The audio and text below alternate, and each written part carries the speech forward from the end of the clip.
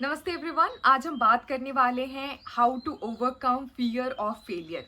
कि जो fear of failure है आपके अंदर, उसको आप बाहर कैसे निकाल सकते हो। तो मेरा नाम है सृष्टि और मैंने ओवर द इयर्स बहुत सारे एग्ज़ाम दिए हैं। काफ़ी सारे एग्ज़ाम में मैंने सक्सेस भी पाई है। जैसे कि 2017 में जब मैंने जेई अटेम्प्ट किया था तो मेरे मेंस में 235 मार्क्स थे आउट ऑफ 360 और एडवांस के अंदर में मेरी रैंक थी 6919, जिस बेसिस पे मेरा आईआईटी पटना में एडमिशन हुआ जहां से मैंने अपनी बीटेक की है। 2021 में मैंने कैट और जैट अटेम्प्ट किए थे। कैट में मेरी 99 परसेंटाइल थी और जैट में 95 परसेंटाइल थी। मैंने अपना एमबीए एक्सेल राइट जमशेदपुर से किया। उसके बाद इस दौरान मैंने 2021 में यूपीएससी सीडीएस भी क्वालिफाई किया था। उसके बाद 2023 में मैंने आरबीआई ग्रेड बी का प्रीलिम्स क्लियर किया था, यूपीएससी का प्रीलिम्स क्लियर किया था और 2024 के अंदर में मैंने एसएससी सीजीएल अटेम्प्ट किया था जिसमें मेरे प्री में मार्क्स थे 156 आउट ऑफ 200। इसके साथ काफ़ी सारे फेलियर्स भी देखे हैं।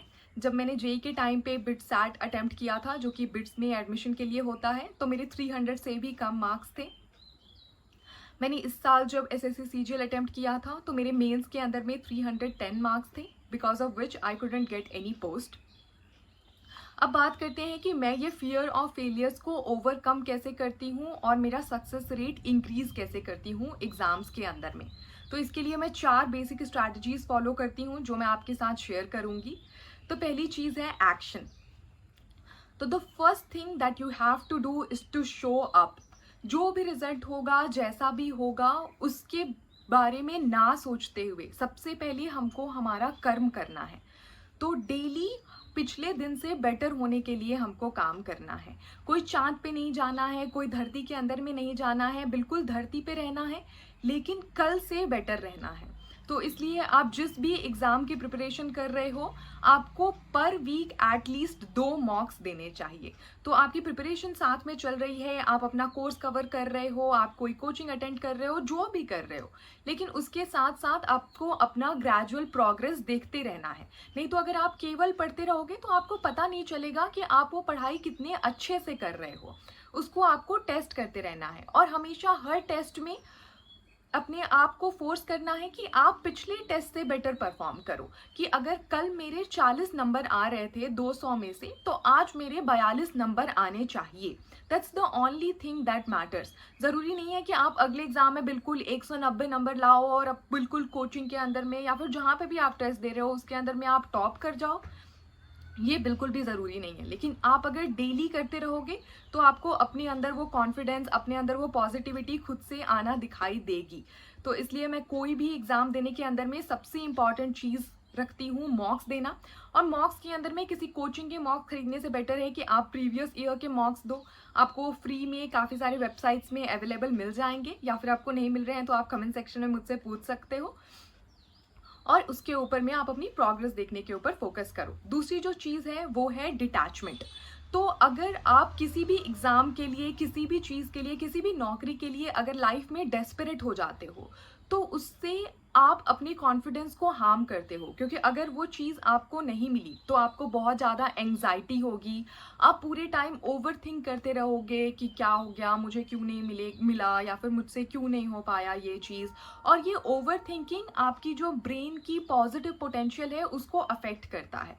तो मैं ये नहीं कह रही हूँ कि आप डेडिकेटेड मत हो, आप कंप्लीटली डेडिकेटेड हो। अगर आपने कमिट किया है कि मैं ये एग्ज़ाम करने वाला हूँ तो you have to give your best. But उसके लिए बिल्कुल डेस्परेट हो जाना कि अगर ये एग्ज़ाम नहीं होगा तो it's the end of the world for me, कि बिल्कुल दुनिया ख़त्म हो गई और अब मैं बिल्कुल बर्बाद हो गया, ऐसे नहीं सोचना है। वो एक नौकरी है, वो एक एग्ज़ाम है, दैट्स इट। एग्ज़ाम को एग्ज़ाम की तरह ट्रीट करना है, किसी नौकरी को किसी नौकरी के जैसे ट्रीट करना है। आपको अपने लाइफ में बिगर पिक्चर देखना है कि 10 साल बाद मेरे पास इतना पैसा हो कि मेरी फैमिली और मैं हंसी खुशी रह रहे हैं, अच्छे से रह रहे हैं, या फिर मैं जो भी करना चाहता हूँ मैं वो कर पा रहा हूँ। अब उसके लिए ये जो जर्नी है वो काफ़ी सारी हो सकती है। हो सकता है कि ये एग्ज़ाम जो है या फिर ये नौकरी जो है वो आपके लिए नहीं थी, मे बी आपके लिए डिफरेंट एग्ज़ाम या फिर डिफरेंट नौकरी है जो कि आपको आइडेंटिफाई करनी है। तो बहुत ज़्यादा डेस्परेट हो गए, खुद को एंग्जाइटी देना, अपनी सेल्फ कॉन्फिडेंस को हार्म करना, बिल्कुल डर में रहना, ओवर थिंक करना, ये सब प्लीज़ आप मत करो। थोड़ा डिटैच होके चलो कि आप अपना बेस्ट एफर्ट पुट करोगे, लेकिन जो भी रिजल्ट आएगा वो आएगा। तो कर्म करो और फल की चिंता भगवान के ऊपर में छोड़ दो, ये चीज़ मैं कहना चाह रही हूँ। जो तीसरी चीज़ है वो है एक्सेप्टेंस। तो आपको एक्सेप्ट करना पड़ेगा कि किसी भी एग्ज़ाम का जो रिजल्ट है वो बहुत सारे फैक्टर्स पे डिपेंड करता है। तो आप सब कुछ नहीं कंट्रोल कर सकते हो। आप क्या कंट्रोल कर सकते हो? अपना हार्ड वर्क।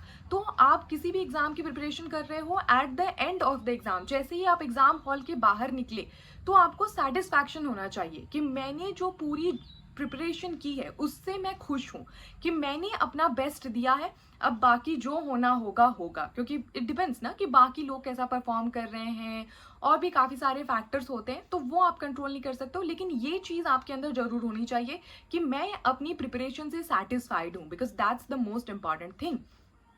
और जो चौथी चीज़ है वो है जजमेंट। तो आप मतलब सोचते हो कि अगर मैं ये एग्ज़ाम नहीं कर पाया तो लोग क्या कहेंगे? तो लोगों को कहने दो, लोगों का तो काम है ना कहना। जो लोग आपको कह रहे हैं मे बी वो लाइफ में आपके लिए इंपॉर्टेंट नहीं है, क्योंकि वो एक एग्ज़ाम के बेसिस पे आपको जज कर रहे हैं। आई विल सजेस्ट कि आप ऐसे लोगों से अपनी ज़िंदगी में दूर रहो तो बेटर है। और जो आपके अपने लोग हैं, जो आपके बारे में अच्छा सोचते हैं, वो जानेंगे कि आप किस जर्नी से गए हो, आपने कितना एफर्ट पुट किया है, आप क्या क्या गो थ्रू किया है आपने। तो वो आपको एक एग्ज़ाम के बेसिस पे जज नहीं करेंगे। तो ये 4 चीज़ों ने मेरी बहुत हेल्प की है over the years to tackle different exams and to ace different exam. Hope it helps you. Thank you.